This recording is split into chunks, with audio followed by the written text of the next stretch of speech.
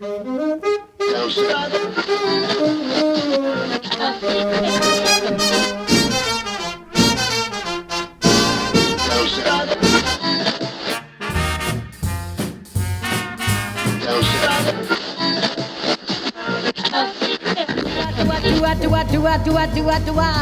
don't mean a thing. All you gotta do is sing. Do I, do I, do I, do I, do I, do I, do I, do I.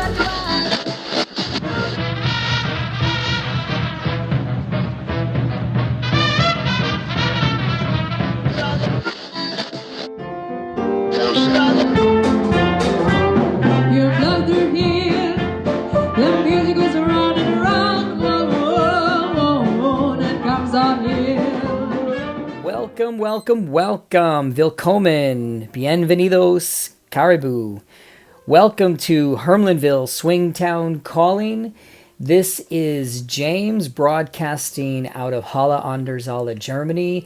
I'm going to be your host for the next couple of hours. And in case you don't know, what we're doing is we're playing some great swing music.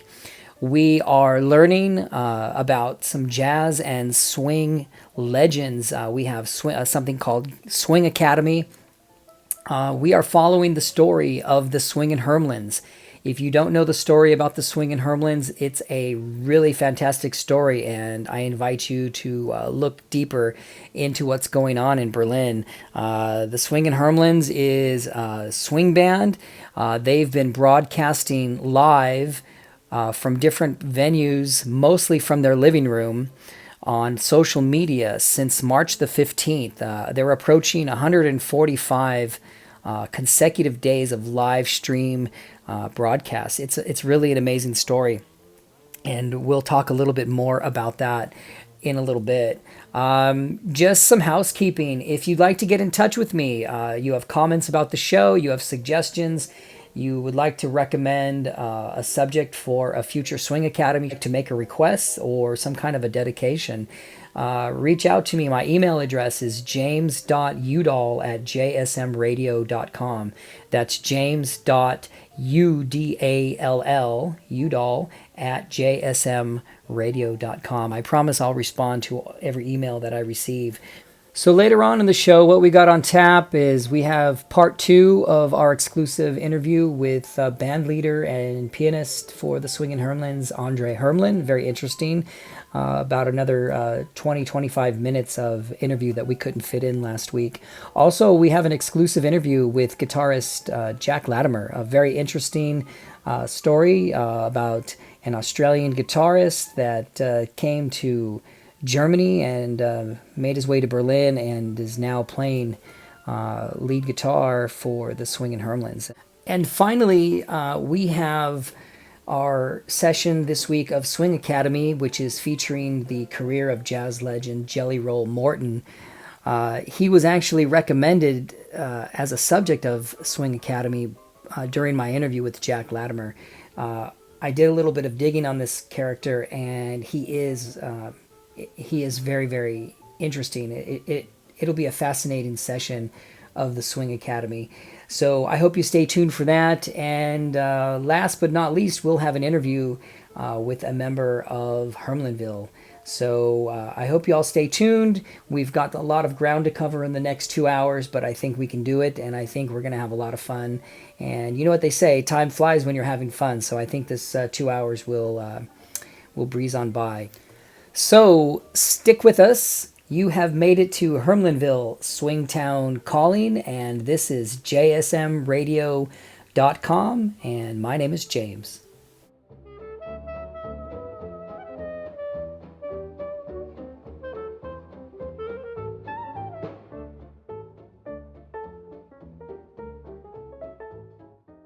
So we're going to get started off with some music, and if I can be so bold, I'm going to say that at the moment, this next song is number 1 on the Hermlinville charts. And I know some of you are going to laugh at that because, the music, this particular song is in fact almost 100 years old. It was written in 1932. But every time I hear this song lately, I have to stop and listen to it. The saxophone solo is intoxicating. The lyrics are clever and really sweet, and the vocals are really amazing. This song is performed by Jack Latimer and features a solo by tenor saxophonist Danny D. Really, really amazing. So here's number 1 on the charts of Hermanville, Lullaby of the Leaves. I hope you enjoy it. This song is a beautiful song called Lullaby of the Leaves. Never rehearsed it.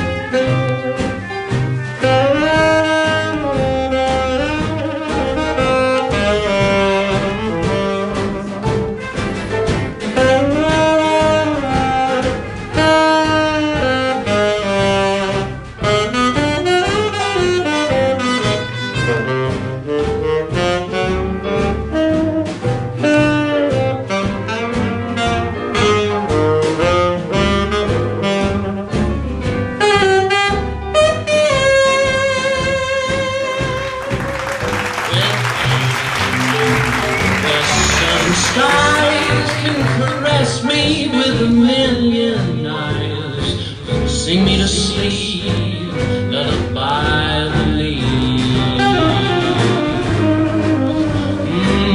Hold me where heaven's blue, and dream a dream or two, sing me to sleep, lullaby of the leaves. Along with the dream, I heard a song for the trees long. And my melody caressing the shore, familiar to me, I put up alone. And dear old Southland, in my soul, and on I know I've reached my goal. Sing me to sleep, lullaby.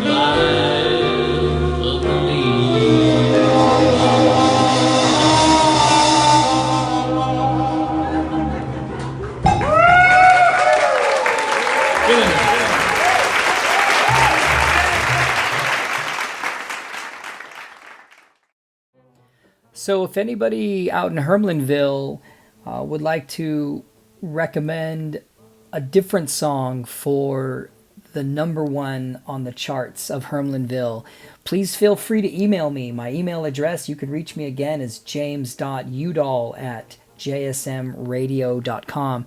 After all, in Hermanville, we are a democracy, but so far, we only have 1 vote. So in the meantime, we've got some more music from the Swingin' Hermlins. This was recorded on Friday, July 31st, out in the streets of Berlin. This was a really good show, by the way. Hope you enjoy it. By the way, the musicians of tonight. Jack Latimer, of course, from Australia. Michael Jones on bass. Daniel Dospiva from France. James Kennel on clarinet from UK. And Jörg Nalting, the swing machine on cornet. The dream team is united. Here's the song, Hot and Anxious.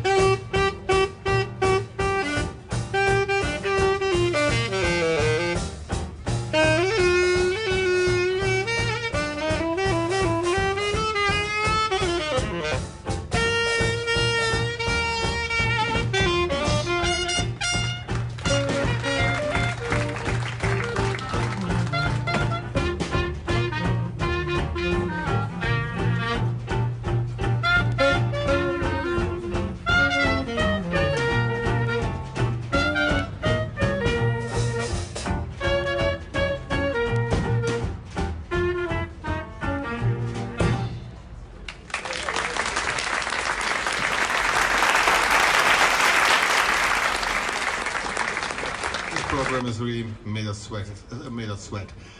This is a song recorded by Andy Kirk and his 12 Clouds of Joy, and it's called not Hot and Anxious, but Sweet and Hot.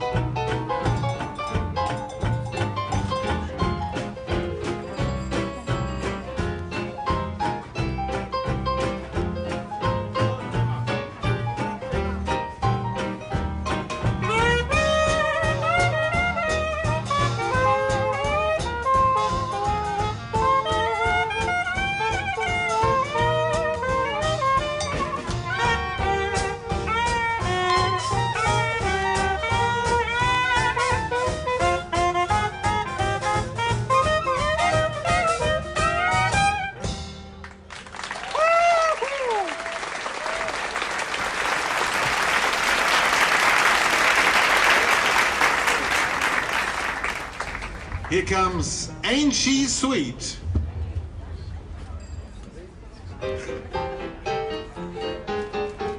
Oh, ain't she sweet?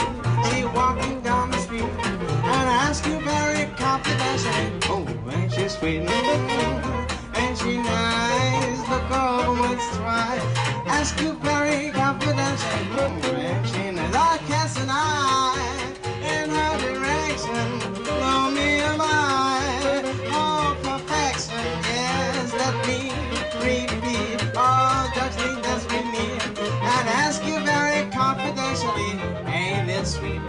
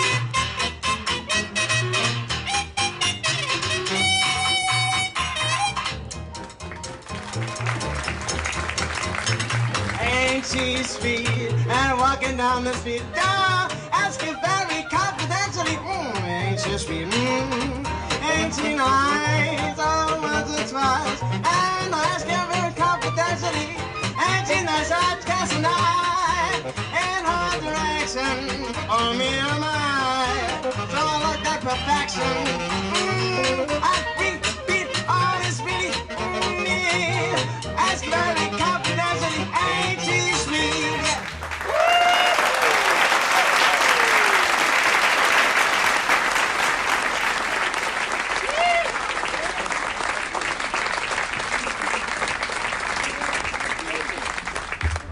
Ain't she sweet?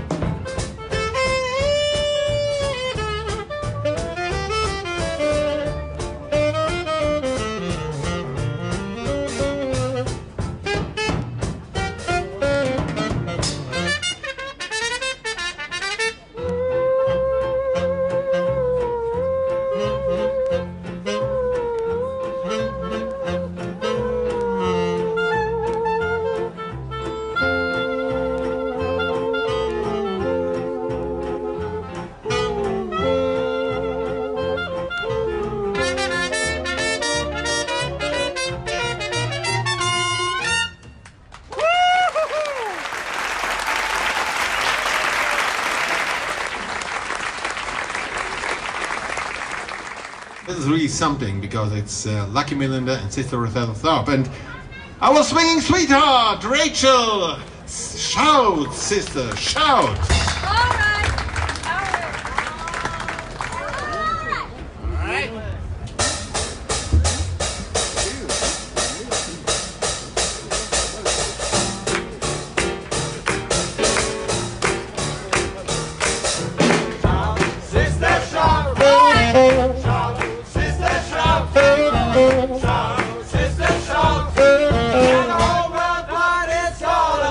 Now listen everybody to the precious word.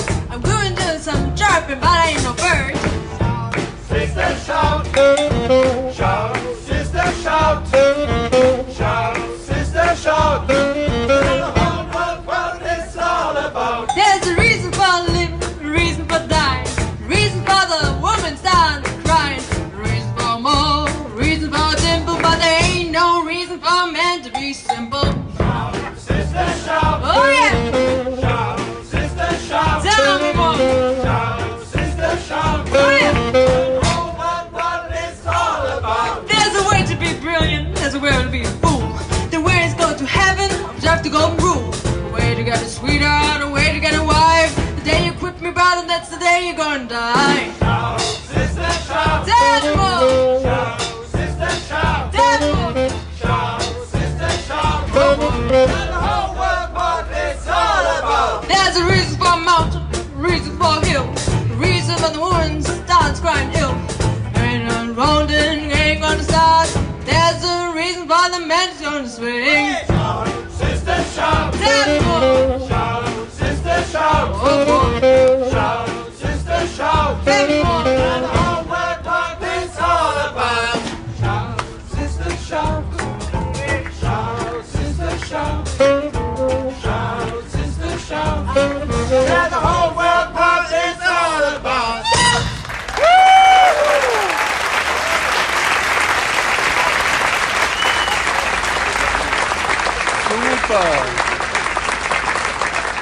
How deep is the ocean? I don't know, tell me. Jack, I'm just wondering. I mean, you're one, that's okay, and you're from Australia, that's also okay. But why this? How deep is the ocean? Do you want to find it out while sailing on the Mediterranean Sea?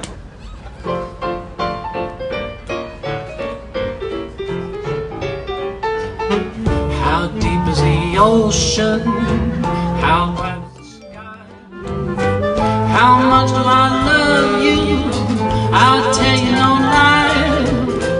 How many times a day do I think of you? How many roses are speckled with you? How far would I travel to be where you are? How deep is the ocean? Oh, skid not down. How many times would I? Oh, how would I cry? How deep is the ocean? How high is the sky?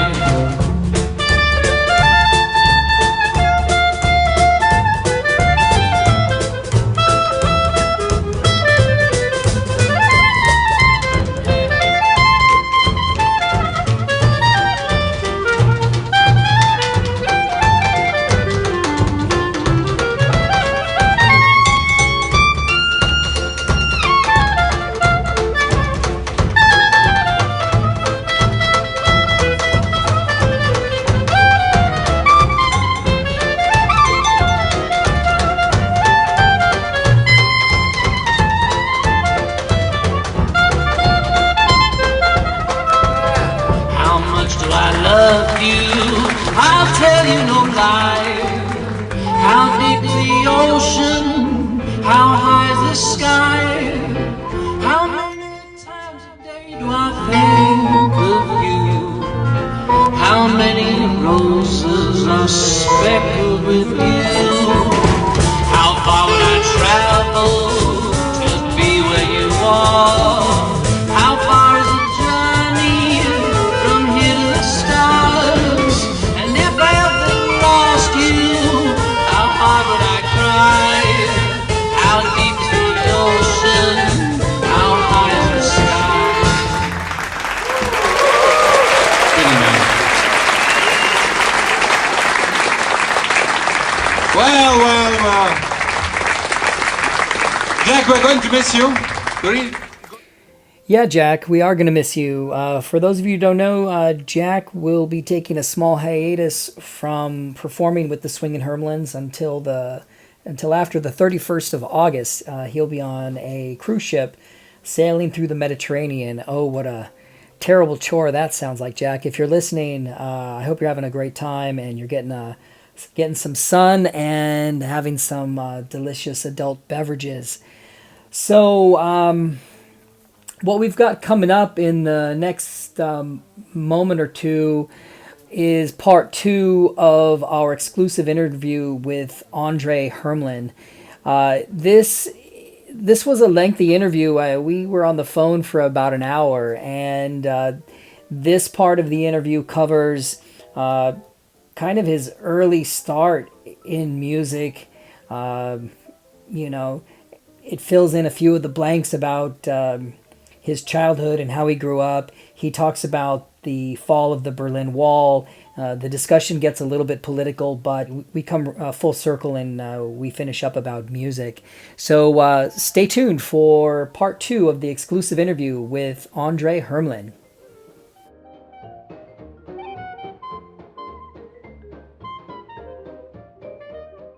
By the way, you're listening to Hermlinville Swingtown Calling on JSMRadio.com, and this is James.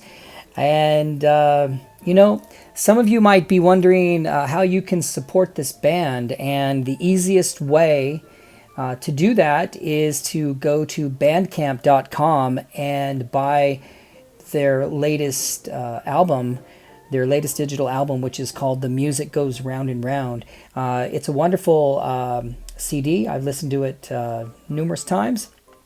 I said CD, but it's also on digital. So go to bandcamp.com and help support the band.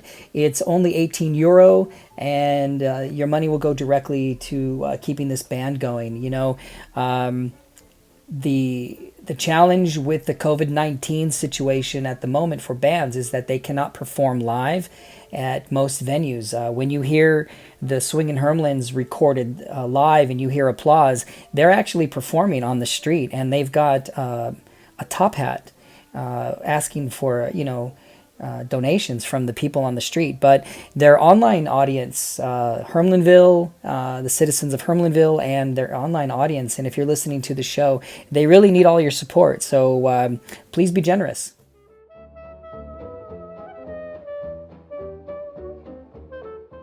Here's part 2 of our interview with the band leader from the Swingin' Hermlins, Andre Hermlin. You mentioned being an East German boy, growing up in East Berlin. How does a boy who was born in the 1960s behind the Berlin Wall fall in love with American fashioned swing music? How does that happen? Well, this is the $1 million question that I cannot properly answer because I was too small. I can't remember a moment in my life without Benny Goodman.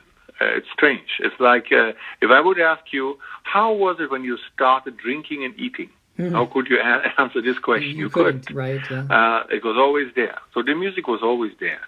My dad, who was a famous writer, and all the same, he was very interested in classical music, you know. So I grew up with Bach and Beethoven and Mozart.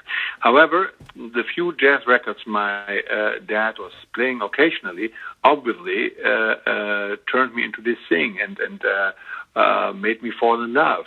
It's actually a strange thing. I mean, my mother is from Russia. My dad was a German Jewish writer. We were living in East Berlin. And I fell in love with Goodman, and there was no particular incident, no trip to the United States or something that could explain this falling in love of mine with Benny Goodman. And actually, I was never thinking about it until journalists like you started asking me this question. It was so natural that I never even thought about it. Right. It's like, you know, and the only thing I need to say is that in sharp contrast to all my friends in school and later in the university and music high school, I had a chance to travel. So the Iron Curtain was not existing for me the way it was existing for my age mates. My dad was traveling to Western countries. I was with him, with my parents. We went to Switzerland every summer and had spent our holidays there. So I grew up in a very, very unusual situation, a very unusual environment. I met a lot of famous writers like Norman Mailer or Pablo Neruda or Günter Grass. And I had, of course, an advantage of information. We were receiving Western newspapers. I knew a lot about politics. my parents openly discussed with me political questions, and my dad was, as much as he was a communist, he was a very critical person in regard to the regime in East Germany, and was criticizing this regime. Yeah, I think your father.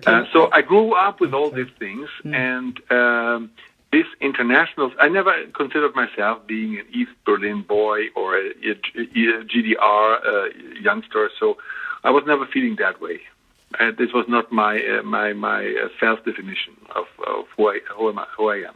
Or let's say you were in your early 20s, it was still the GDR, right? So were you performing as a musician in the GDR or in the Eastern Bloc? Were you performing swing music? I started a band in 1987, so 2.5 years before the wall came down. And yes, I was performing. I had my own band. It was called the Swing Dance Band.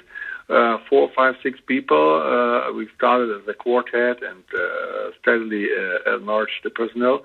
And I was performing quite often, yes. I was performing in student clubs. I was performing in restaurants, even bigger events, including the so-called Palace of the Republic, which is now replaced by the new Berlin Castle. Yes, I was performing, but it was the same music. I mean, I never changed the music. It was always swing. Right. So, small political question. When the wall came down in October 1989, do you remember? November. Sorry, yeah. Where do you remember where you were? Were you there? Yes, I was always in a way in the spotlights. So on November 9th, I was attending a concert in this Palace of the Republic I mentioned in the city center of East Berlin.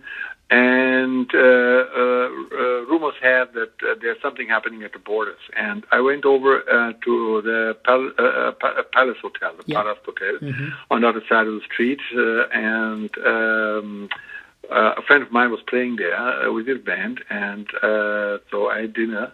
And the waiters were coming over to the table and they were telling us, like, well, 500 people there, 700 people there.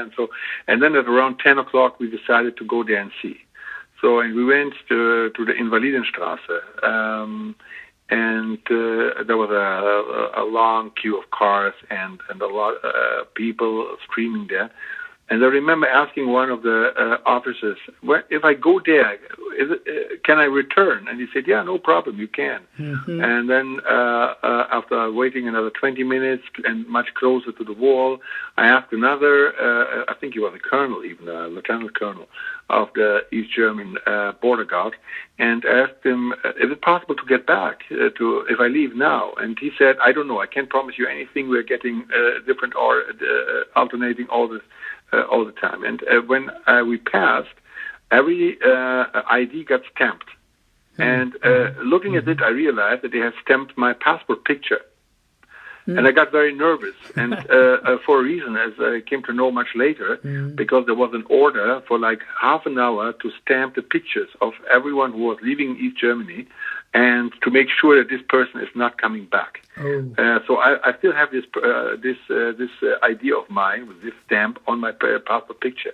I went to West Berlin. There were hundreds and thousands of people and celebrating.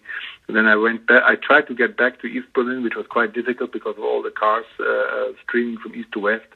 I was at the Brandenburg Gate. It was a crazy night. We knew we were making history. We knew this is it. We knew it. It was very obvious. We knew it even before November 9th, but on November 9th, it was just too obvious. For an American expatriate who only witnessed this event watching the news on television, to now speak to people who experienced it is very interesting to me. Yeah, but James, let me tell you one thing about it, and this is very important. Okay.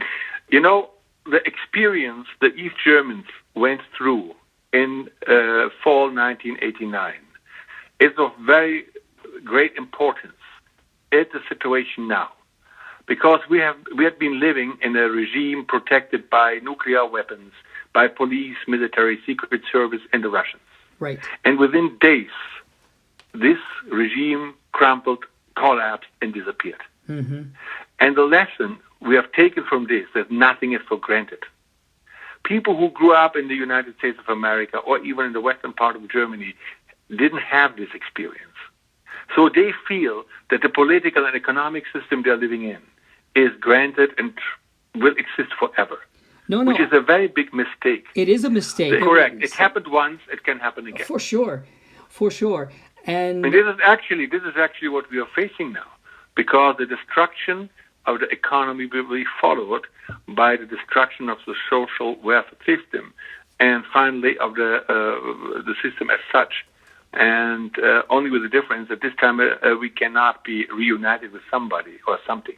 Right. And this makes the situation so extremely dangerous. At the moment, it is getting clearer day by day that 2020 is only comparable with 1914, 1929, or 1939. The world will never be the same. And what kind of a world we will see and live in 2 or 5 years to come, nobody knows. But going back in time and kind of restoring the normalcy we knew, that's not an option. And I, the musician, have decided not to accept this and to try to reinvent myself, to re-enjoy music, and Hermlinville is actually the perfect opportunity for this. Yeah, I agree. Are there any, maybe last question, are there any immediate plans for the future? Do you have anything like a new CD coming, or is there a secret project you want to give us a hint about, or is it just... We have so many projects and ideas right. For the upcoming months.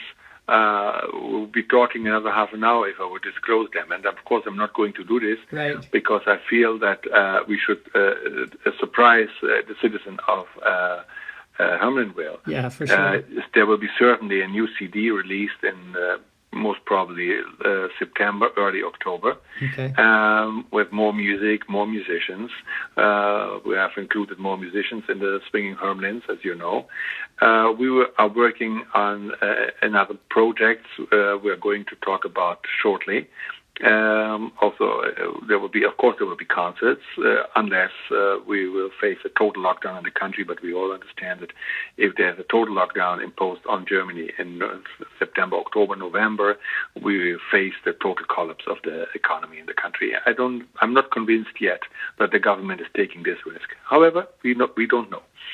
We have seen what happened in Israel with these numbers going out of hands, and we have seen what is happening in the United States and Brazil and South Africa. So I'm not denying the virus. I'm taking it seriously, only that I believe that the therapy should not be worse than the illness itself, which is a very difficult and delicate balance. Anyway, we are planning. We have a lot of plans, a lot of ideas what we're going to do, and we're going to surprise the citizen of Hermlinville. That's fantastic. Within the next weeks with many ideas. So, in the last moments, would you like to send a message to new listeners who haven't heard of you before, because this radio broadcast is international, or members of Hermlinville? I believe that everyone who feels sad and feels depressed, feels scared, should join Hermlinville, because Hermlinville is a place where we are standing together, where we are laughing together, swinging together, singing together, and this will give us not only hope, but a lot of love and a lot of encouragement. So whoever feels alone, whoever feels sad, whoever feels depressed, come and join us in Hermlinville. Fantastic. So everybody, this has been James Udall with JSM Radio, and we've had the pleasure of speaking with Andre Hermlin, the band leader and pianist for the Swingin' Hermlins. And if you've not heard them or checked them out, I definitely encourage you to do that. They are swinging and they are fantastic. Thanks for joining me, Andre. I appreciate it. Thank you for having me. My pleasure. My pleasure.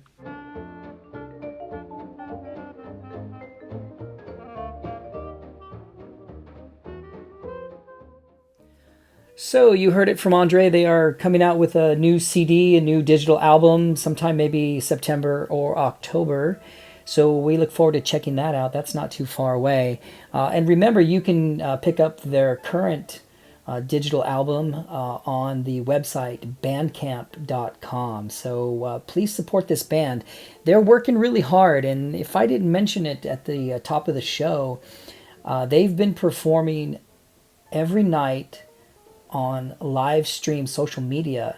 So they do a 30-minute performance every night, and they've done this since March the 15th. I think as of the recording of this program, I think we're coming up on a show number 145. Can you imagine putting a highly polished and well-delivered entertainment show 145 nights in a row? And they're doing this with the hope of, being able to survive the pandemic and the COVID situation and the shutdown for musicians at indoor venues. But, having the hope, they don't have an expectation. Anyway, the best way to support the band would be to pick up their digital album on bandcamp.com.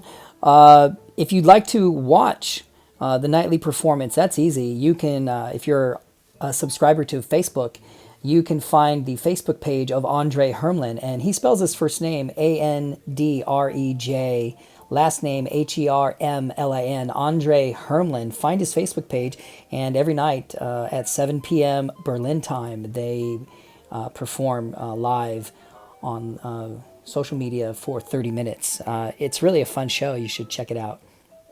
What else can we talk about? Oh, if you would like to know, if you're in Berlin or in the surrounding area and would like to see the Swingin' Hermlins perform live somewhere in the streets of Berlin, please email me at james.udall@jsmradio.com.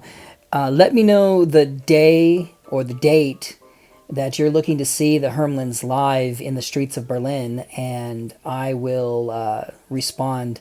I'll find out where they'll be, how long they'll be there, and all the details, and I'll respond back to you. So anyway, this is James, and you're listening to Hermlinville Swing Town Calling at jsmradio.com.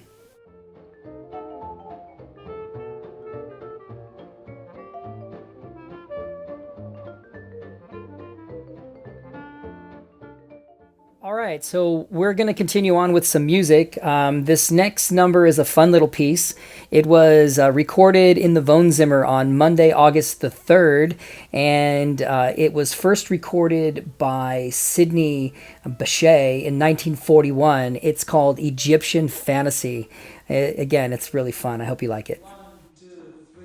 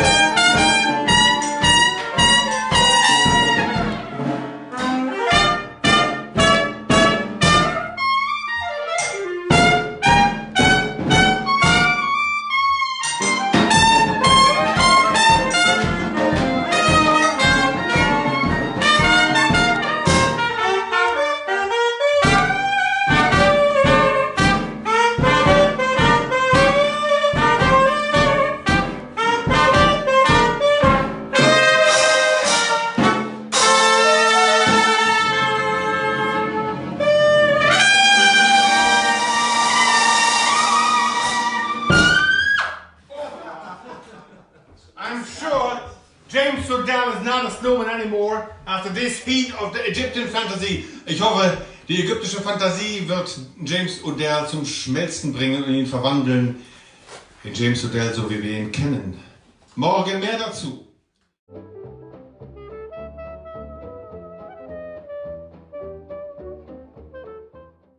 All right, these next few songs were also recorded live from the Wohnzimmer on Tuesday, August the 4th, so just a few days ago. Another really great show that the Hermlins put together.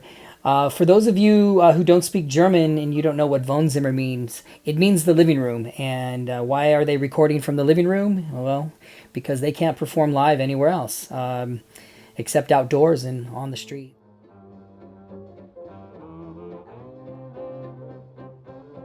Let's give David a chance. Come on.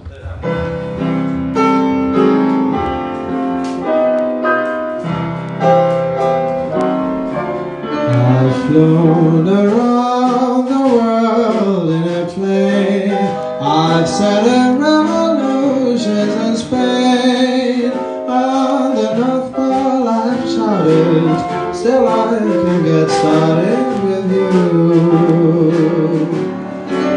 On the golf course I'm under par. Magical wind has asked me to start. I got a house, a show place, still I can't get no place with you. I'm in a scheme, oh, scheme the night of you. Dream the day night of you. Scheme just for the sight of you. Baby, what good would it do? I've been consoled by a friend dear. Greta Garbo has asked me to tea. I got a house, a show place, so I can't get no place with you.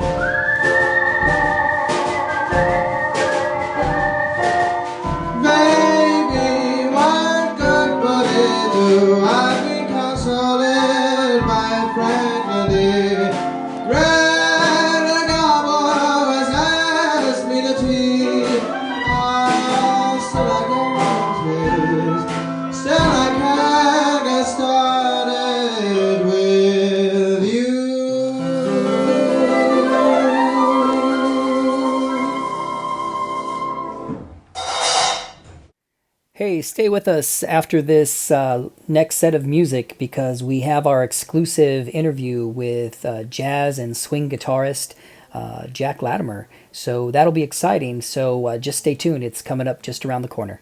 And you are listening to Hermlinville Swingtown Calling. And my name is James. You can reach me at james.udall@jsmradio.com.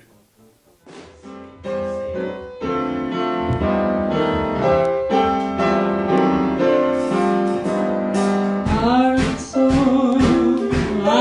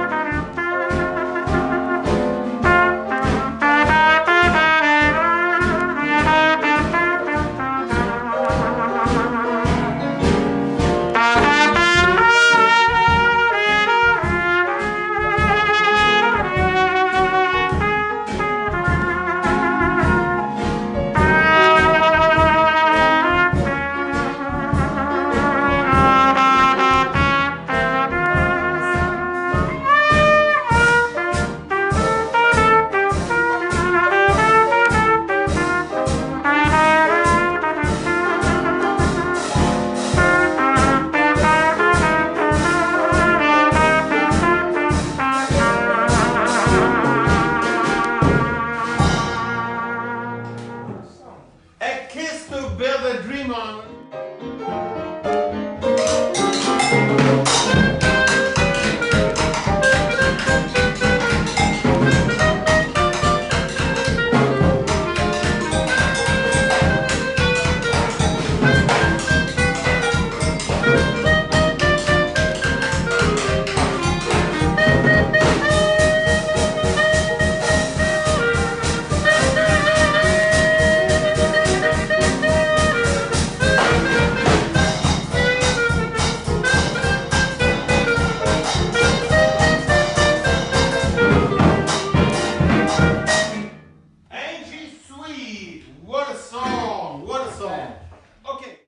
Swinging sweetheart, Rachel Hamlin.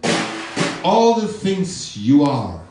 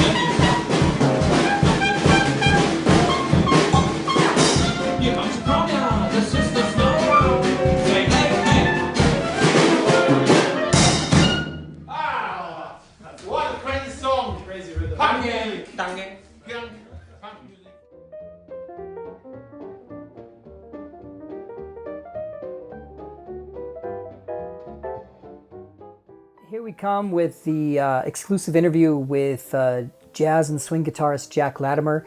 I found this to be a pretty fun interview. What I really appreciated was Jack's interpretation or his perspective on the last concert, a public concert at a public venue where he and Andre performed together. The idea of Hermlinville and performing live stream, to social media apparently was hatched that night. And we heard Andre's perspective and his point of view last week in part one of his interview with us. But we get another perspective from Jack, and it's interesting. And I think that this last show, toward the middle of March, I think it's going to go down in some type of folklore legend among this band and its fans, because from the ashes emerge the phoenix, and that's really what happened. Turning lemons into lemonade. Isn't that what we said, Andre? Without any further ado, here is our favorite jazz guitarist, Jack B. Latimer. Hello, everybody. This is James with JSM Radio out of Halle an der Saale, Germany. And today I have the pleasure of speaking with Jack Latimer. He is guitarist of the Swinging Hermlins, and we've enjoyed his music over the last couple of shows. So anyway, say hi, Jack. Hi, everybody. Fantastic, and really, I do appreciate you being here. It's a pleasure to speak to you. Yeah, no problem. All right. So I guess the number one question that I have, and I'm sure most of the listeners of the Swingin' Hermlins have, is how does a guitarist from Australia make his way all the way to Germany and find his way in a German swing band singing American swing? So put that puzzle together for us. Oh, gosh.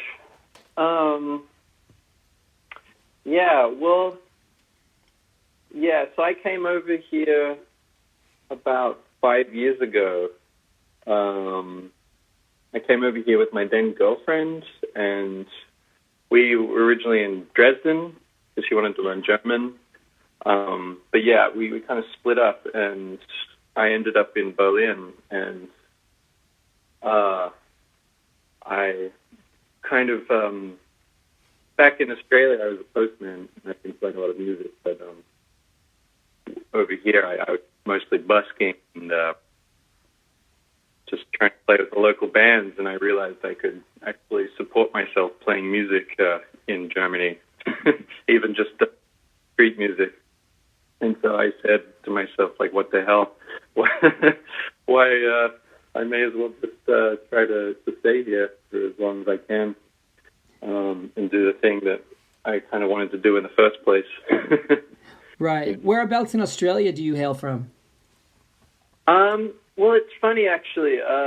I'm from Sydney, but I'm actually I'm part American. My mother's from Connecticut. I was born in New York. So I came over to Sydney when I was about 3.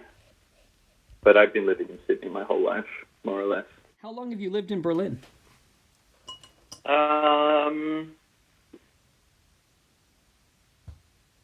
Since like maybe since like 2016. Gosh, I've kind of forgotten. Yeah. Well, that's quite some time. Would you say you're really familiar with the city now? And is it? Oh yeah. Would you say Berlin's home? Is that home now? Yeah, it is. Okay. Definitely. Yeah. And how is your German? Do you speak German in the streets, or does Berlin give you a break because you're Australian? I try my best with German, but to be honest, my German is it's really not so great at the moment. I really need to go back to the Volkshochschule. Grammar's a killer. Yeah. I just have to think like Yoda or something. That is exactly right. It is exactly like Yoda. If you can understand how Yoda speaks, then the German can come through to you. I don't know. What kind of bands do you play in Berlin? You mentioned some other groups that you play with, so it's not just the Swingin' Hermlins. You're not exclusive to them. Yeah. What is it that you do? Tell me what you do in Berlin for your pursuing your music. Oh boy, I'm in quite a lot of bands actually. I mean that's one of the keys to survival, at least for me, is to play in as many bands as possible. But I mean, I just enjoy playing in all kinds of variety of stuff. I'm in a band here called the Goodnight Circus, which has been around for years, and it's kind of some more party, fun band, anarchic swing mixed with Balkan stuff and Turkish stuff. We play at all kinds of crazy places. I play in an old time like a mountain music band with my friend Craig here. He's an amazing fiddle player. We play like hillbilly stuff. And then I have my own band, which is called the Ragtime Nightmare, which is a sextet, and it's like got two fiddles and me on guitar and a clarinet. And we play. I guess my background is more actually like hot jazz, like jazz from the 20s, and like jazz from New Orleans, more or less. Okay, yeah. And Western swing and stuff like that. And so this and ragtime. This band has a lot of. We do a lot of arrangements of like old classic rags, piano rags. And we play for swing dancing and all kinds of stuff. But yeah, that's kind of my own project, really. How did you come into contact with Andre or the Hermlins? What's put that piece of the puzzle into play now? Well, I've been. It all started with me getting to know Danielle, the tenor sax player. He also plays clarinet and a bunch of other things. But he puts together these he was putting together these bands for these swing dance events, these pickup bands, and often David was coming along to them, and he was our drummer, and I got to know David that way through Danielle. And then, yeah, I'd never really met Andre properly before the fateful, now mythological gig that we had at Yorkshire. I don't know if you've covered that in previous interviews. Andre touched on it a little bit, but tell us a little bit more. Give us another perspective. Yeah, okay. So I play kind of regularly, actually, at this amazing blues jazz kneipe called Yorkshire. It's an amazing place. It looks, it's got all kinds of bits and pieces from like Preservation Hall and all these like portraits of musicians. And anyway, it's an amazing venue. And Danielle had put together a band for a particular night, and that particular night happened to be the very last legal opening night for venues, for anything really, for restaurants, venues, bars, what have you, in Berlin. And this was around the second week of March, right? Like the 12th or the 13th of March, or do you remember the date? Yeah, gosh. It was in March. It was cold. Mm-hmm. I can't actually remember the exact date, but I think you're right. Yeah. Okay, so this was the last official concert. You got word of this. Andre kind of fills us in on from his perspective, but tell us from your perspective what was the feeling and what was the conversation like? Well, it was a funny night. Like, to be honest, I was kind of pretty nervous that we were doing this gig. Like, everybody else was kind of canceling their gigs, and I was like, maybe we should do that ourselves. But who knows? I don't know. We ended up doing it, and there was all kinds of funny people there. My friend Jim Bino, who's this amazing clarinetist from the UK, happened to be there as well. But the place itself was kind of empty, obviously. Yeah, and but yeah, that's how I kind of properly learnt. I mean, I properly met Andre, pretty much on stage, actually. And he describes that performance as and you'll hear his interview on Sunday if you listen to the broadcast. He describes that performance kind of in really moving terms, like he was really emotionally affected by it. What were you affected the same way emotionally, or what was your feeling after the show was over and you thought maybe this was the last show for quite a while? To be honest, I wasn't as emotional about it. Maybe I think because I was still a little bit in denial as to like how long this whole thing was really going to go for. Mm-hmm. And I think I was still a little bit shell-shocked with this whole thing happening in the first place. You know, in some ways I think I was kind of seeing it from afar. I was like, it was definitely, there was some part of it that was definitely a bit emotional, but maybe not like Andre, yeah. Yeah. Well, he described it in, really like personal terms. Then how long after that, or was it the same night that the idea to go streaming live came about, or did it happen a few days later? How did the idea get hatched? I mean, from your perspective, tell me about it. Well, actually, like, Andre pretty much told us about it. Well, actually, did he tell us straight up what the idea was? Gosh, I can't remember. Basically, after the gig, we were sitting down. Oh no, in the dinner break, we were sitting around, and he told us in his classic dramatic style that he had big plans. This was literally in the break, the dinner break at York's. That he had big plans, and that he'd let us know. Okay, that was part one of our interview with Jack. We'll follow up next Sunday with part two of our exclusive interview with Jack B. Latimer. Stay tuned because we have the Swing Academy coming up, and if you want to expand your knowledge of jazz and swing, that's the place to be. Stay tuned.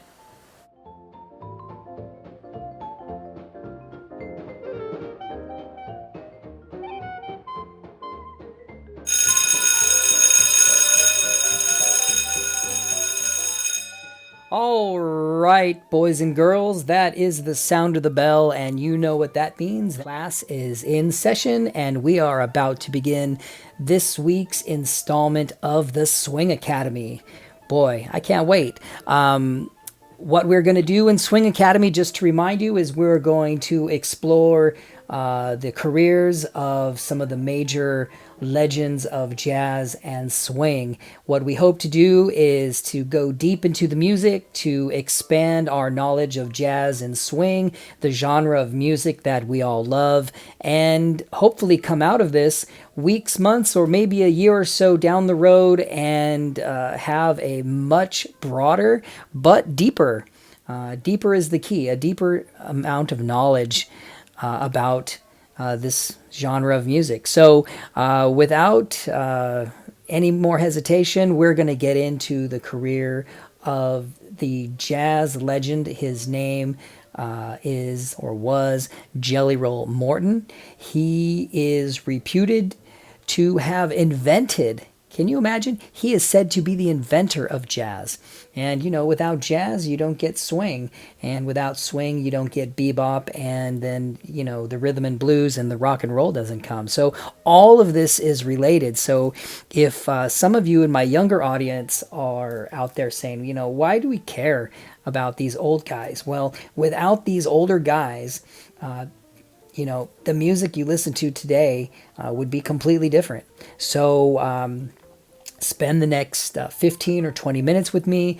We're going to talk about Jelly Roll's history. We're going to talk about his influence on music. We're going to play a couple of his best known hits, and we've even unearthed an archived interview that he gave to the Library of Congress back in the late 30s or early 40s. He was a very divisive character. A lot of people didn't like him. A lot of people didn't get along with him. And that's too bad, because that affected, how he was perceived during his lifetime. And he really hasn't been accepted as the innovator or inventor of jazz until long after his death.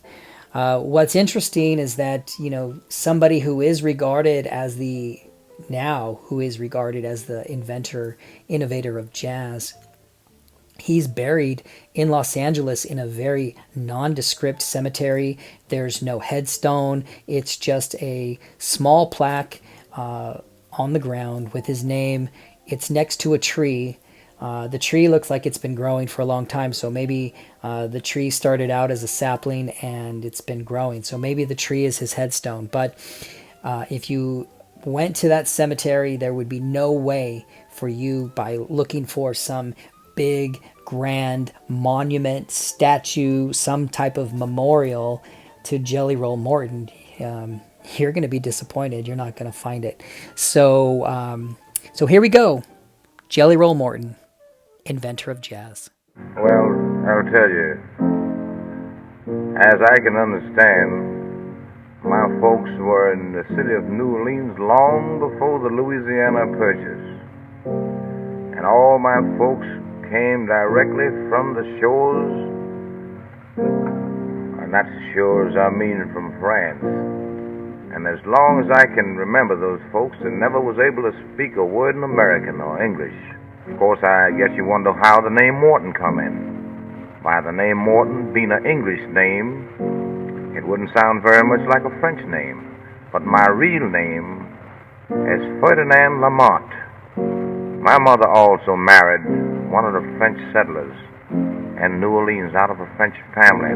We always had some kind of a musical instruments in the house, including guitar, drums, piano, trombone, and so forth and so on, harmonica and juice harp. We had lots of them, and everybody always played for their pleasure, whatever the ones that desired to play. We always had ample time that was given us in periods to rehearse our lessons, which was given to anyone that was desirous in accepting lessons. But of course, the family never had an idea that they wanted musicians in the family to make a living. They always had it in their mind that a musician was a tramp. Other than the exceptions, with the exceptions of the French opera house players, which they always patronized. The fact of it was, I liked to play piano, and piano was known at that time to be an instrument for a lady. So I had, and in my mind, that if I played piano, I would be misunderstood. So the beginning of the story of Jelly Roll Morton, we don't know a lot about. And I'm talking about the very beginning. We're not even sure what year he was born. Some sources say 1885. Some sources say 1890. There was a reason that he was probably purposely a bit ambiguous about his date of birth, and maybe we'll get into that in a minute. That's another story. But what we do know is that he was born in New Orleans in the late 19th century, and that as a young person, he was, fabulously gifted with musical talent, and that he went to work down in the brothels of New Orleans, the red light district, the area they call the district, or sometimes they call it Storyville. But the point is that he was playing as a regular musician in these brothels. And, if you can imagine a brothel, you can imagine that there's, drinking and partying, men and women hanging around, dancing. And he's getting exposed to a lot of different music, clients would go into the brothel and, they would make requests. I mean, there's no jukebox, there's no radio, there's no iPhone. This is a completely different time and place. The piano player at the brothel was basically the jukebox, and he was getting requests all night and playing things that he liked, and he was being constantly influenced by all the different kinds of music. His beginnings are a little bit murky. Even his name, the term Jelly Roll is, it's kind of a dirty, I'm not going to go into that either on this program, but it's kind of a dirty name from back in the time. And he would begin to make the claim that he was the inventor or the first innovator of jazz music. What he actually was, which we know, I mean, we don't know if he was the first person to play jazz, but what we do know is that he was in the right place at the right time, and he was getting influenced by the right sorts of music and experiences. And ultimately, he ended up being the first composer of jazz. That much is documented. He is the first person to copyright some jazz music. What else can we talk about? These recordings come from a set of recordings made in 1938 down at the Library of Congress. The historian and the recorder is a folklorist. His name is Alan Lomax.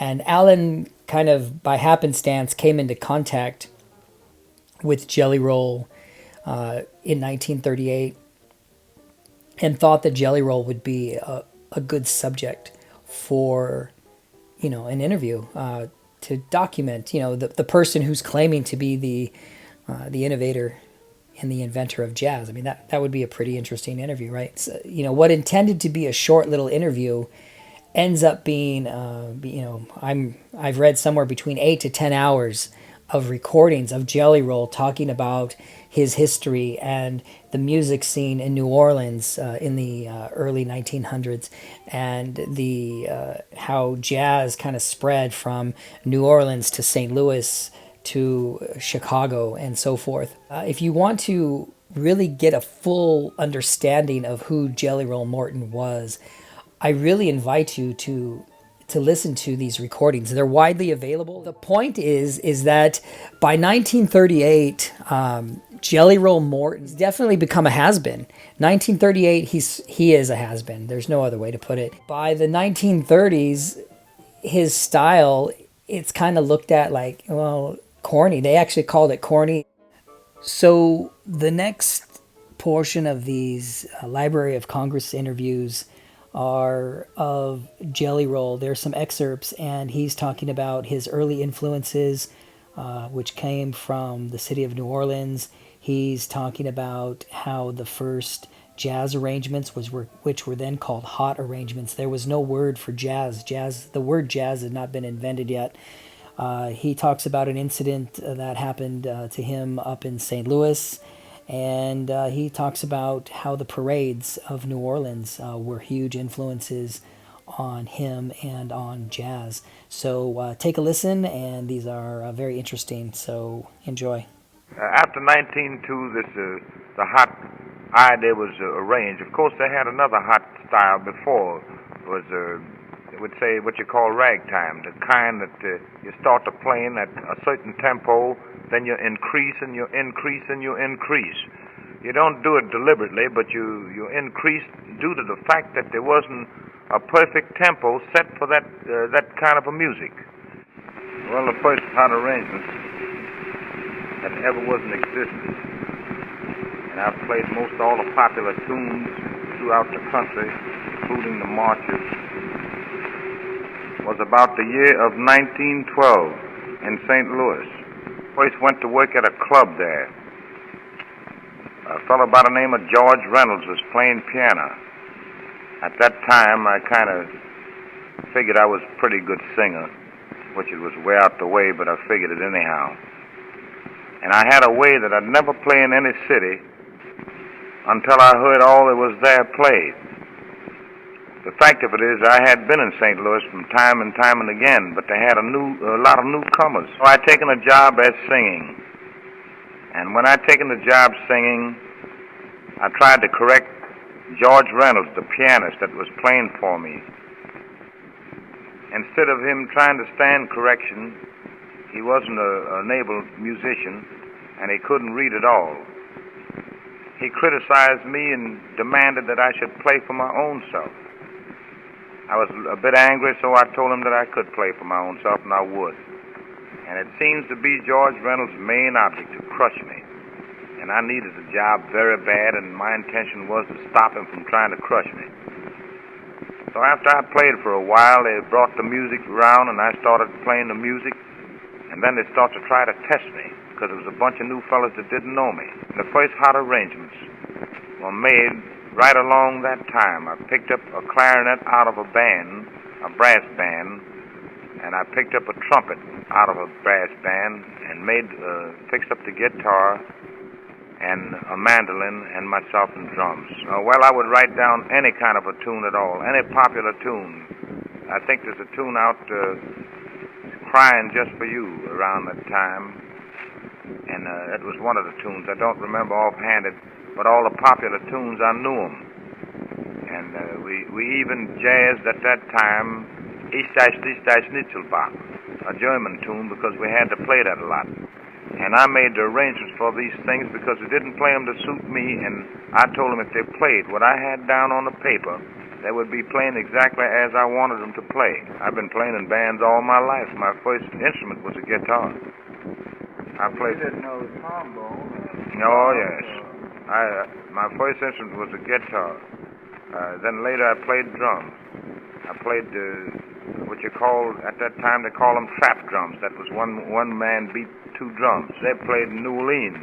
A lot of times we played in parades. Most of course, they'd have from 2 to 8 and 10 parades on Sundays. I've never seen it so small that it only had one. And the style we played during that time was a little bit different. We didn't have large bands. I'm telling you, it would be terrible hot, and everybody, the kids would be jumping up, and the boys, like the drummer, he'd be throwing his sticks up in the air and catching them, throwing them on the ground, bouncing them up there as he walked and catching them, and he'd better not miss because the whole bunch would razz him. The bass drum player, he'd have his bass drum beater just twirling it around in the air, and the boys usually that played trombone, I used to do it myself. If they had a slur to make, used to make these slurs. You wouldn't keep up with the music. You'd stop while the slur would be going on and catch up later. You'd shove one foot out there and stop while the slur said, and then walk. See? Oh, it was tremendous, and everybody would raise a lot of sand, and everybody seemed to like it very much. You'd never know in front, because it wasn't really an organized band. They wouldn't hire those big organized bands. Boys, I got a job. You want it? What is it? Parade. When? Sunday. Everybody said, count me in. I'm in on it. I'm in on it. They wasn't in on it for the money so much, but it was in on account of the drinks they could drink. Every time the parade would walk 4 or 5 blocks, why, they'd have a keg of beer, sandwiches, whiskey, and all kinds of drinks. So that's what they was really in on it, so they could get drunk and have a good time. Of course, they called it a ball. So all we had in the band, as a rule, would be composed of a bass horn, 1 trombone, 1 trumpet, an alto, and maybe a baritone, a clarinet, and a bass drum and snare drums. About 7, 8 pieces would be all we'd have. And brother, I'm telling you, talking about noise, you never heard no 60-piece band could make as much noise as those few guys could make. Well, sometimes I'd be playing trombone. Sometimes I'd be playing bass drum. And very seldom I played snare drum, so I'd always be playing one or the other. And of course, every time we'd get a few blocks, we'd have plenty to drink and so forth and so on. I didn't care so much for the drinking part. No, I didn't, but I did like to see the boys the way they used to act. It was really a swell time. And we had plenty of fun. Kind of a fun I don't think I've ever seen any other place. Of course, there may be nicer fun, but that particular kind, there was never that kind of fun any place, I think, on the face of the globe but New Orleans. And we had that every Sunday, so we had most of the job every Sunday. I'll dare say that's the first time a battle of music was ever waged, was in New Orleans, in those parades. He's washed up. His music has been considered old-fashioned and out of date for going on 10 years. He'd be like one of those, like somebody from an 80s band, one of those synth pop bands that were very popular in the 80s. And all of a sudden, grunge music comes and replaces it. And nobody's suddenly listening to that 80s synth pop anymore. Everybody's into grunge. So he's been drifting for the better part of the decade of the 1930s. He's drifting around. He's, kind of on hard times. He has resorted to managing like a bar, like a nightclub type of thing in Washington, D.C. when he's in fact doing these recordings. And what's frustrating for Jelly Roll Morton at this time is like he's struggling at to make a living, and he's working at this nightclub, and he's kind of looked at in the nightclub as kind of this what's the word I'm looking for? He's like this curiosity, this novelty, this old ex-has-been guy who used to be really popular and make great music, and now he's here just playing the piano every once in a while, but basically pouring drinks and breaking up bar fights. So this is the situation that he finds himself in. But what's also frustrating for Jelly Roll Morton is that during the swing era of jazz, which is which started around the late 1920s and is definitely in high, swing is swinging by 1938. It's all over the airwaves. Big bands, Glenn Miller, Tommy Dorsey, Benny Goodman, they're all over the radio. And a lot of these guys made, some really hit records by reusing some of the music. Say a rapper out there has a hit song and he's used one of the riffs from, let's say, Stairway to Heaven, which we would consider old-fashioned by today's standards.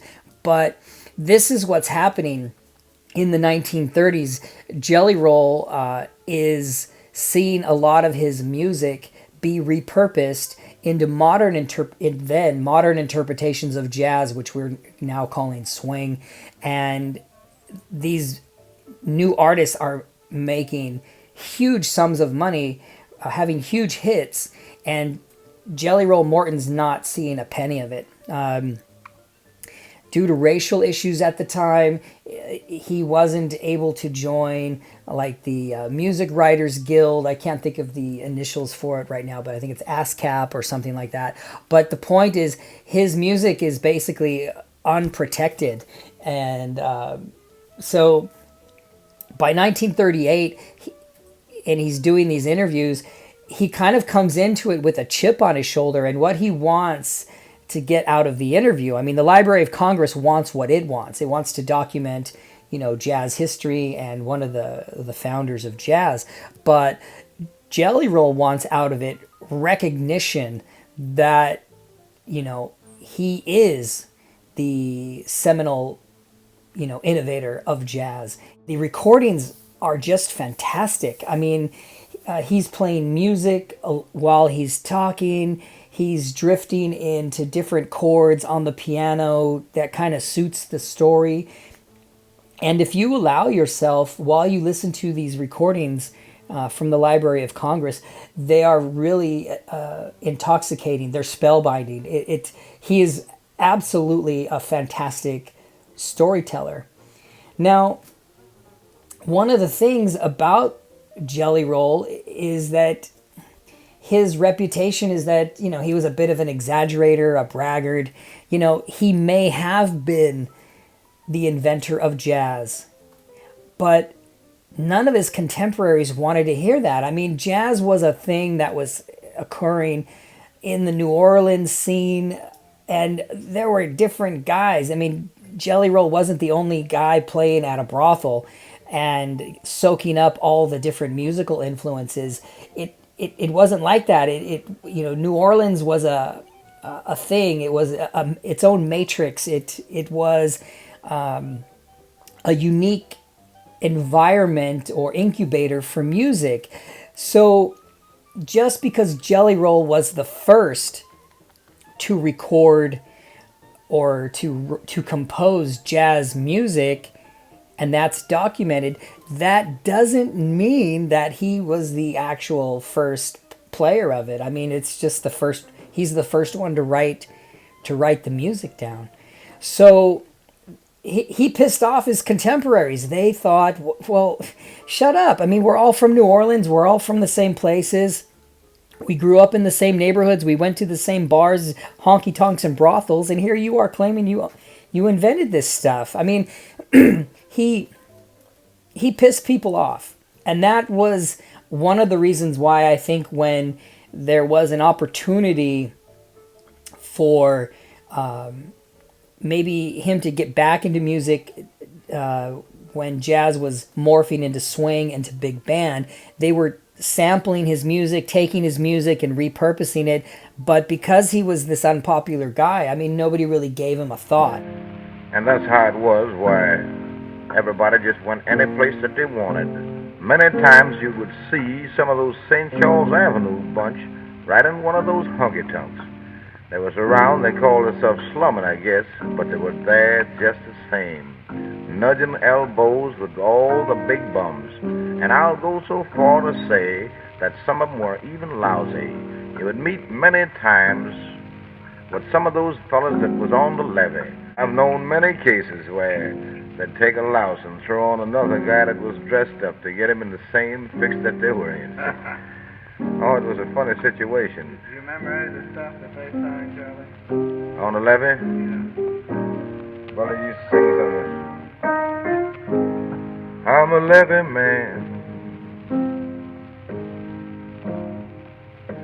I'm a levee man. I'm a levee man. Yes, I'm a levee man.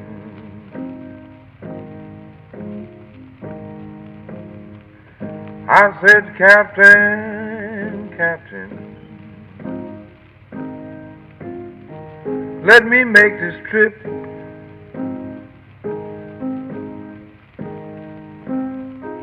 I said, Captain, Captain, let me make this trip. The fact of it is, every musician in America had the wrong understanding about jazz music. Somehow or another it got into the dictionary. That jazz was considered a lot of blatant noise and discordant tones. That is something that would be even harmful to the ears. I know many times that I would be playing against different orchestras, and I would notice some of the patrons as they would be dancing around. They'd get near to an orchestra.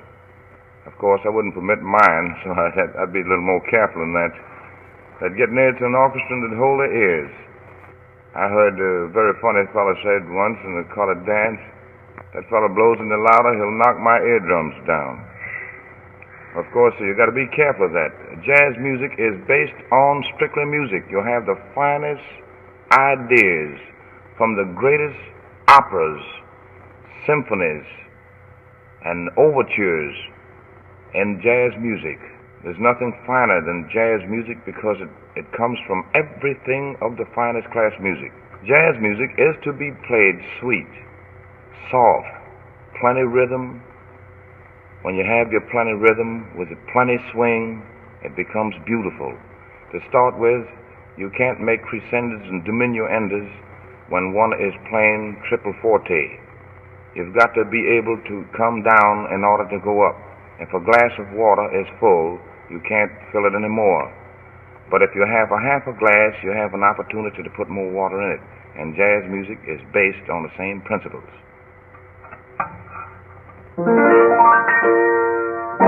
I will play a little number now of the slower type to give you an idea of the slower type of jazz music, which you can apply to any type tune.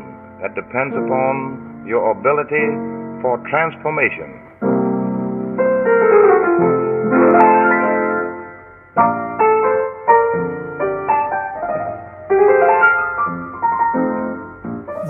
of the story is, not a really good one. He made the recordings. The recordings were forgot about for about 50, 60 years before they were rediscovered at the Library of Congress. So they rediscovered them, well after his death. The recordings don't have the effect that I think that he hoped for. They didn't reboot his career. They didn't put him back into the forefront of jazz. This wasn't like, Elvis's 1968 comeback concert, right? Where he was able to reboot himself. The recordings were considered a little bit racy for the time. They were vulgar. A lot of the lyrics and the vocabulary was really vulgar for the time. Today we would think it's quite innocent, but so they were just kind of recorded and talked about for a minute and then forgotten and archived. And then not only did they not have the effect that he wanted, but his life ended shortly after that. He goes back to his day job, basically. He still has to make rent and he still has to make a living. So he goes back to the nightclub where he's making his money. And somehow or other, the story goes that he got into an argument about music and he was stabbed.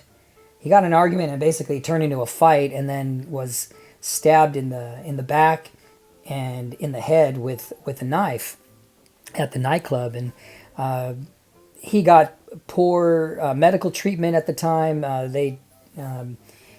He was refused service at the whites-only hospital in Washington, D.C.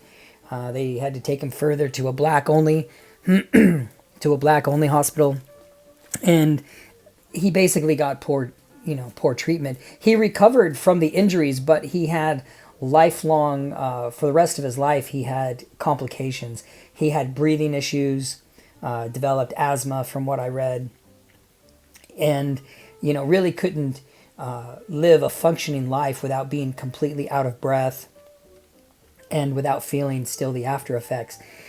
This next piece of music is Jelly Roll Morton's claim to the title of the inventor of jazz. It is the first published piece of jazz composition.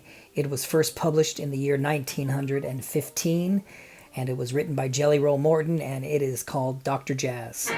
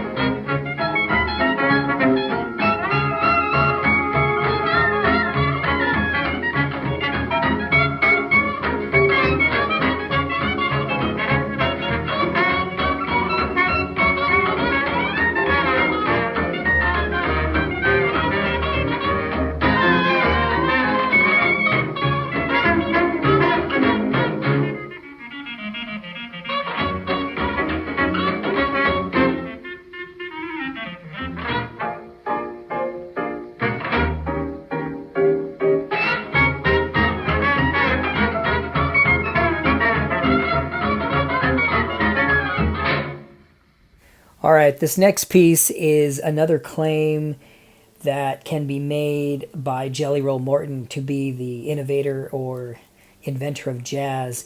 It's a piece of music that is widely regarded as the first piece of jazz music ever performed. It's called Jelly Roll Blues.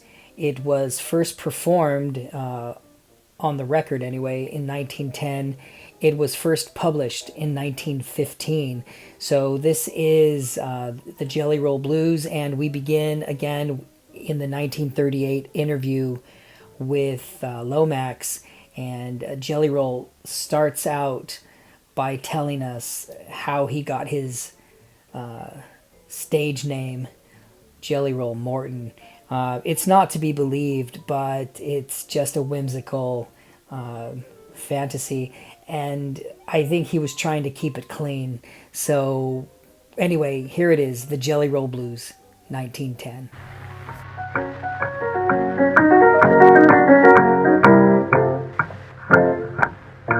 I'm going to try to play the Jelly Roll Blues for you. One of the numbers that's supposed to have had more originality to it than any other hot tune of blues in America, according to musicians, publishers, and so forth and so on, members of the music world. I didn't name the Jelly Roll Blues the Jelly Roll Blues.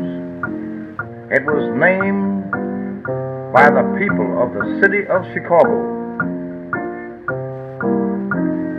How I happened to get the name myself thrown on me as an alias was due to the fact in the show business with one of my old partners, a blackface comedian and the first eccentric dancer in the United States, Sammy Russell, who was later known as Barlow, the teammate of Sandy Burns. One night while working at Lib on the stage doing comedy, Sam said to me, "You don't know who you're talking to." I told him I didn't care, and we had a little argument. I finally asked him who was he, and he stated to me he was Sweet Papa Cream Puff, right out of the bakery shop. That seemed to produce a great big laugh. While I was standing there mugging, as you call it, a thought came to me that I better say something about the bakery shop. I said to him he didn't know who he was talking to.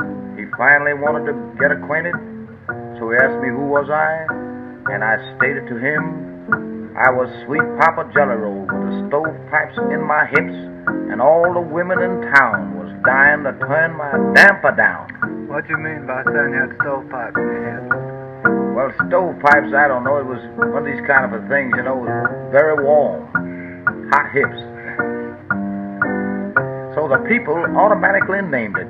But my original title for this tune was the Chicago Blues. I'll now try to see if we can do a little bit of it.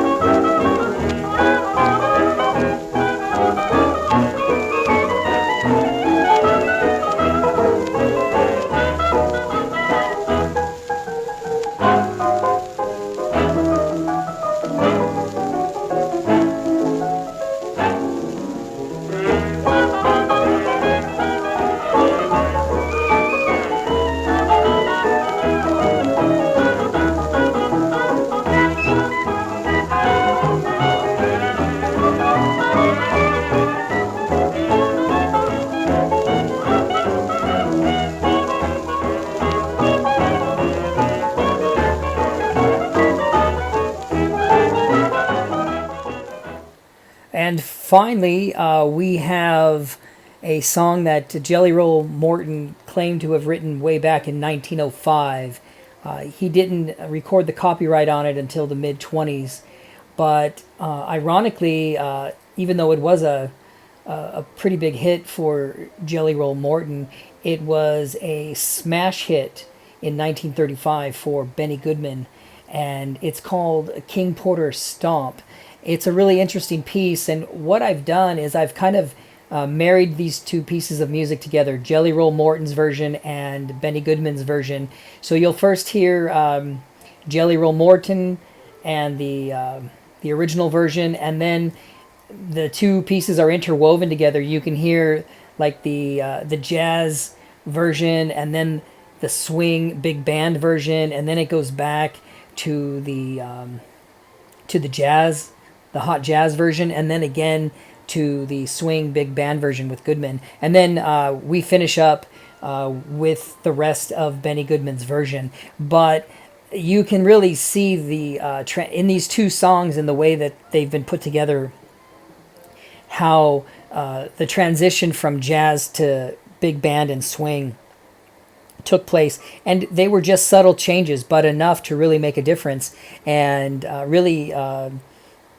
this was a monster hit for Benny Goodman in 1935. And one of the reasons why Jelly Roll Morton, by the time he made the recordings in 1938 for the Library of Congress, was a bit angry, a bit upset, a bit disgruntled, feeling like, he should have gotten a taste, a piece of the action.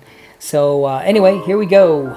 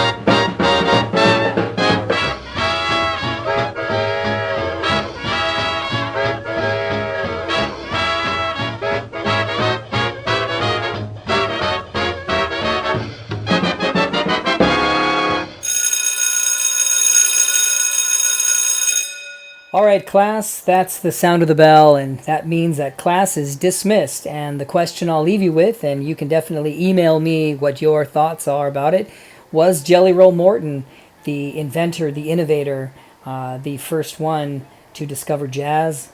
Or was he just in the right place at the right time and heard somebody else? You tell me. Also, check out those recordings from the Library of Congress. They are really fantastic and they are widely available. If anybody has suggestions for an upcoming session of Swing Academy, please email me here at the station, james.udall@jsmradio.com. Let me know who you'd like us to analyze next and take a look at. I will take all of these requests very seriously. So until next week, thank you for attending Swing Academy, and so long.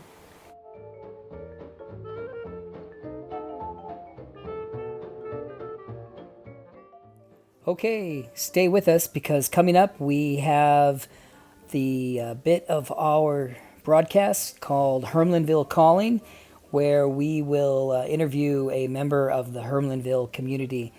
This week we are featuring a nice chat with Hermlinviller Max Escamilla. Stay tuned.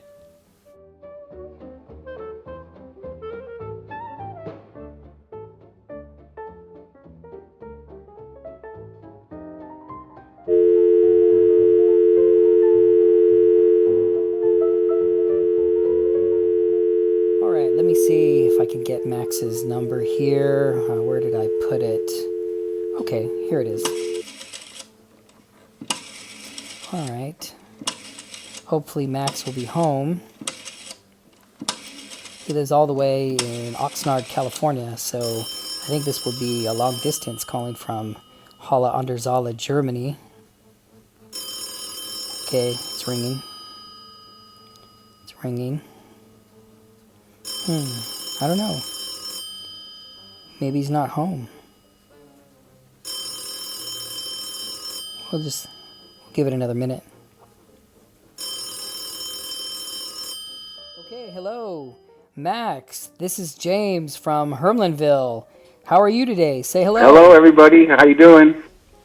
And I don't think anybody's heard your voice yet, so this is kind of the interesting part of this experiment. So, Max, tell us just a little bit about yourself, a really quick bio, and then tell us how you found the music of Andre Hermlin and the Swingin' Hermlins, and why you listen to it. Why do you go there every night at 7 o'clock? All right. Like I say, I'm from Oxnard, California. I lived here all my life. I'm 49 years old now, and I like to do a lot of outdoor stuff here. I like to do a lot of fishing.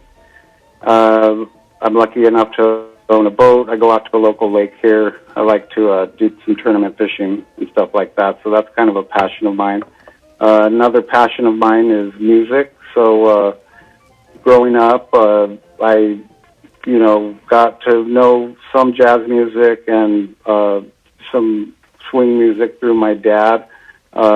We'd listen to some guys playing at a piano shop here in the mall locally, and I just kind of found my love for the music that way.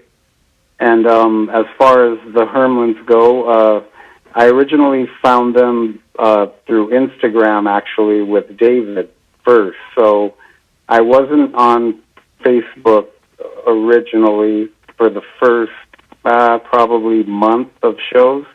I would always listen to it through Instagram, and I followed David, and I put my requests in through them, and what drew me to them was just really the style, first of all, of the music, and their performances, their attitude, the way their personas, and they're just the way they play is the style I like to hear. Style of like Benny Goodman. They play in the style of the music I listen to, basically.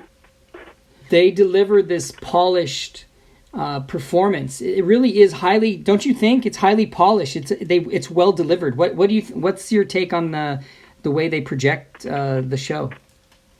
Oh yeah, for sure. And like watching David and on Instagram and seeing his page, what I was able to see some of their old performances with Andre's orchestra, and that really blew me away.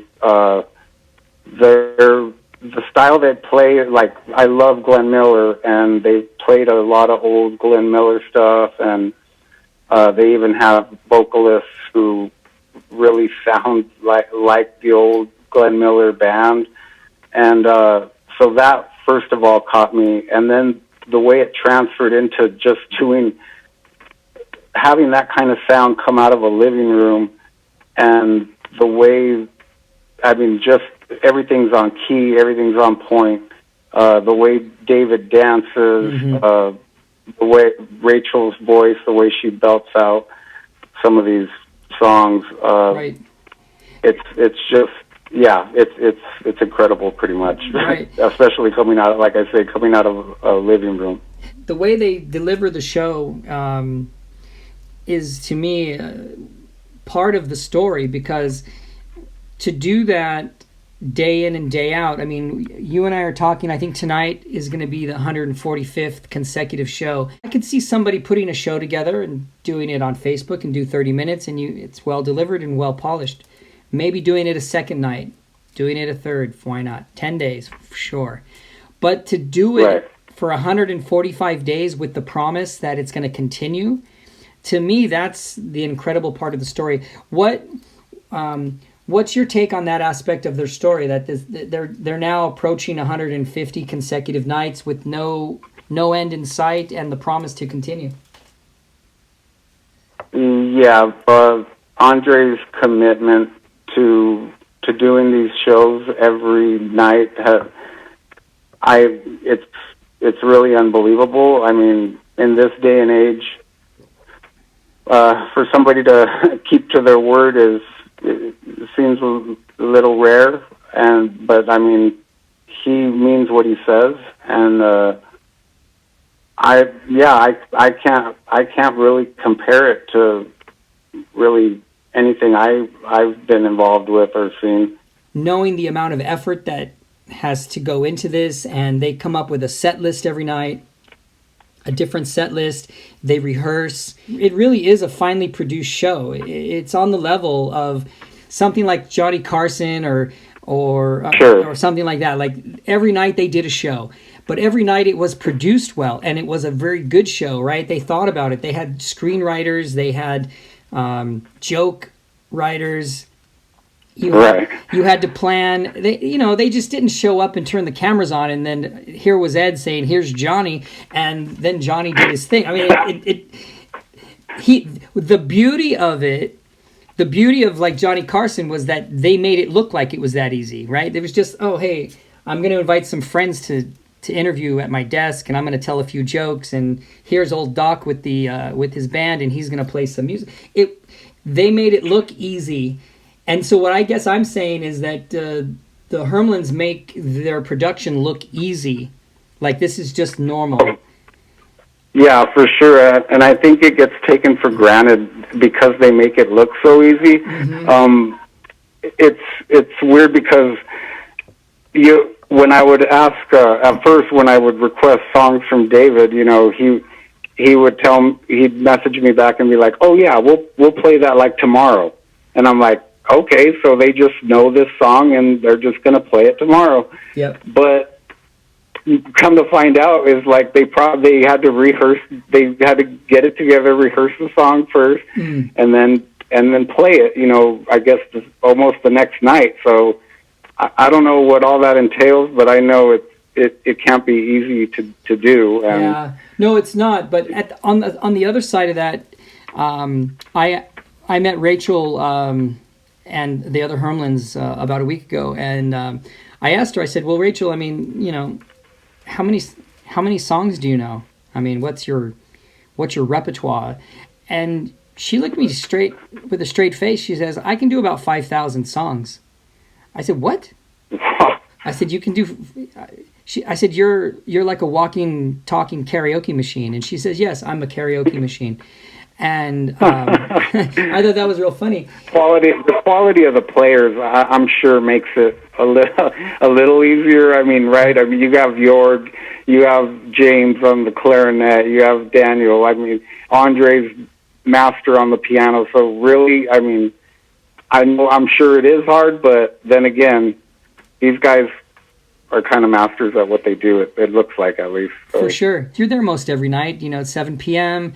You've got this group of people around you. They know you from Facebook, and they know you because the band's mentioned your name, and you talk to other people in the community. We'll call it the community, Hermlinville. Right. Right. What's your take on that? Give us your perspective of being a member of this quote unquote Hermlinville. Yeah, it's been fun, you know. Like I said, I started watching them on Instagram, and there for whatever reason, I just didn't comment or didn't have the kind of interaction with some of the people on that platform. So when I switched over to Facebook, all of a sudden I saw, you know, these different people commenting and sharing little jabs and jokes and stuff, and I just was, you know, for whatever reason, you seem to be attracted or you fall in with a certain group of people, and even on that board, I think we seem to fall into a group there and just start, you know, chatting to each other, and everybody seemed like we're all having fun together and going through the same time together. So I don't know, you know, if we feel a closeness through that or what, but yeah, it's become a community, and I feel like I actually know, some of these people a little bit, and and it would be cool to eventually meet some of these people. And like I told you, even though I've never been on a plane and out of California, Germany would be on my bucket list, and I'd like to, you know, hook up with some of these people and see Andre and everybody else. So it's been, you know, just an awesome thing, really, to see come together. And before we go, Max, I'd like to play a request of yours. Anything you'd like to hear on my radio program? So, is there anything you'd like to hear? You know, yeah. Let me see. I love Glenn Miller, and he seems to get this rap of just like slow songs and kind of, you know, he does have the Glenn Miller sound, which is pretty unique. But one song that they perform, and it'll give you an idea of how swinging his band can be, is Running Wild. So if you can find that and play it by Glenn Miller, I'd love that. All right, so I'll find Running Wild, and we'll play that right after our interview.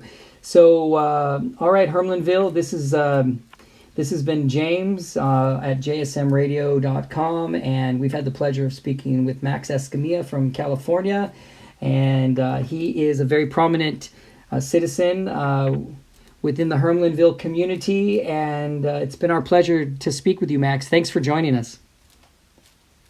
Thank you. It's been my pleasure. All right. See you, everybody. I'll see you on the next show.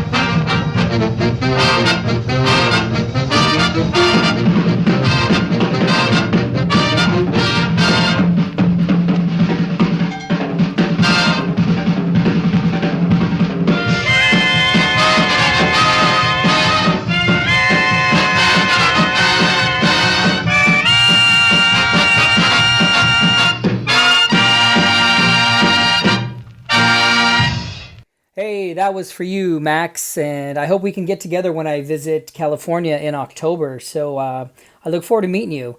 In the meantime, let's finish up with some music by the Swingin' Hermlins. These last two were recorded on Wednesday, the 5th of August at the Open O Theater in Berlin. Here they are.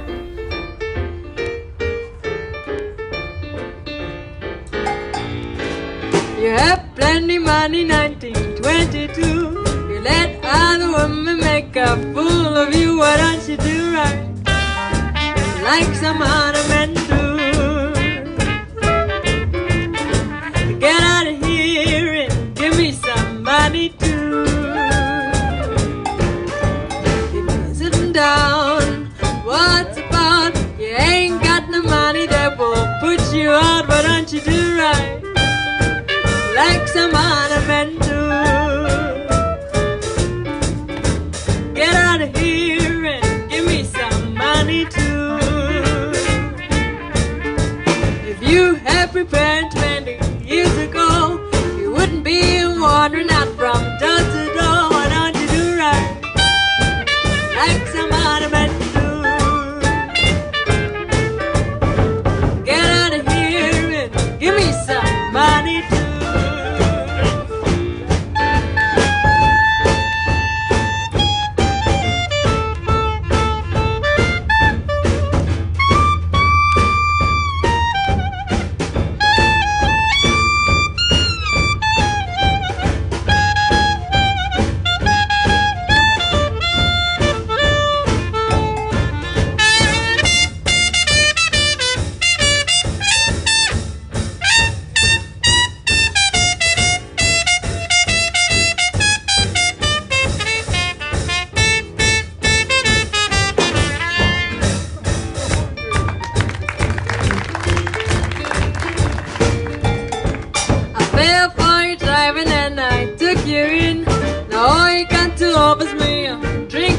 Why don't you do right, like some other men do? Get out of here and give me some money too.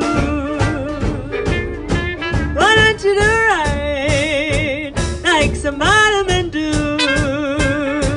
Like some other men do.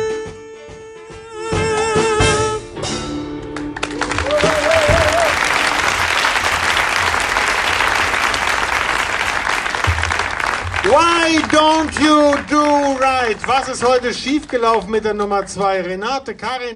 Ja, David. Oh, you're prepared. You're prepared. Okay, announce the song. It's a new dance craze, which was actually last time dance in 1936, but here is Truckin'. Okay, Truckin'. Truckin'. Can you dance? Okay.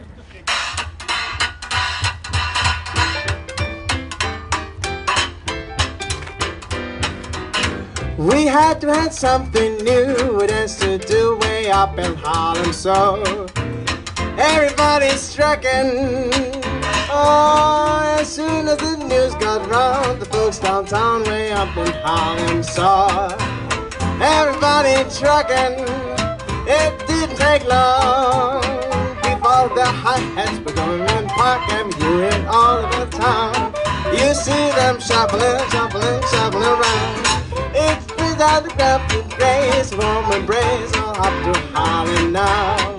Well, everybody's rocking.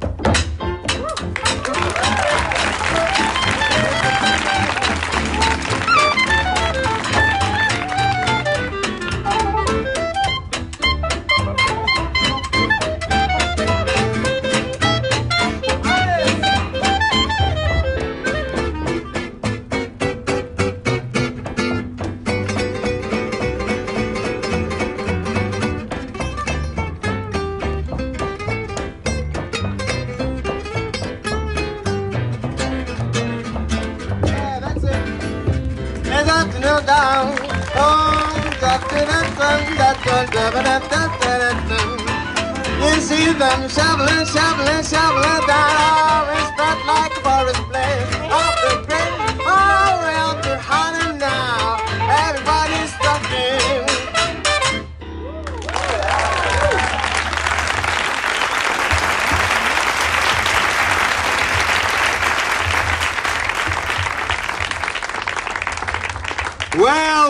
Well, trucking.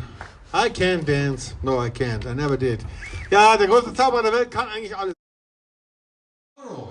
Take care, stay safe, stay healthy. And we would like to say goodbye, as always, with a smile and a song. Yes, Hermanville, by the sound of that music, it looks like it is time to go.